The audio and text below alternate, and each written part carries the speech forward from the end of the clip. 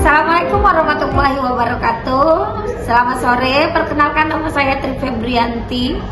Saya adalah pembina PASUS di MTSN 1 Kota Pekanbaru. Izin wawancara ya, Mi. Bayangkan Mami menghadapi kritik dari orang tua atau wali anggota PASUS. Bagaimana cara Mami akan menanganinya? Mengenai kritik itu, kita apabila kritikan itu sifatnya membangun, kita terima ya. Karena itu kritikan itu proses menuju kita untuk maju. Tetapi kalau kritik-kritik negatif ya nggak usah dipikirin, karena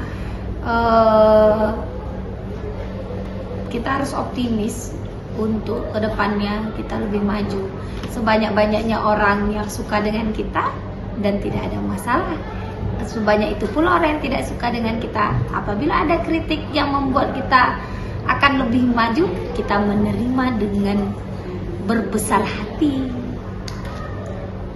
Pertanyaan kedua, apa yang memotivasi Mami untuk menjadi pembina PASUS? Sebetulnya tidak ada yang memotivasi ya. Prosesnya itu adalah kebetulan pada saat itu Wakasis memberikan amanah kepada saya, ya, memberikan tugas yang harus saya jalankan. Ya, ibaratnya kalau kita diberikan amanah, kita harus mempertanggungjawabkan, ya, melakukannya dengan sepenuh hati. Dan sampai saat ini, sampai sekarang, Mami happy untuk melaksanakan amanah tersebut. Oke. Bagaimana cara Mami memilih anggota PASUS? Maksudnya bagaimana siswa-siswi bisa menjadi anggota PASUS gitu ya? Iya. Caranya adalah yang pertama, yang pastinya siswa-siswi tersebut harus sehat jasmani dan rohani. Kenapa? Karena itu sangat penting, dimana PASUS itu latihannya itu berbeda, cukup berat yang membutuhkan tenaga. Yang kedua adalah mereka harus badannya ideal, tinggi badan dan berat badannya. Bagi yang wanita tinggi badannya 155, bagi yang laki-laki 158 cm. Kemudian mereka harus ikut di dalam tes PBB. Ya, setelah mereka nanti lulus tes PBB, mereka juga diharuskan untuk mengikuti proses pengukuhan anggota PASUS andalan. Nah, setelah mereka melakukan itu atau mengikuti itu, barulah nanti mereka dinyatakan lulus atau tidak lulus.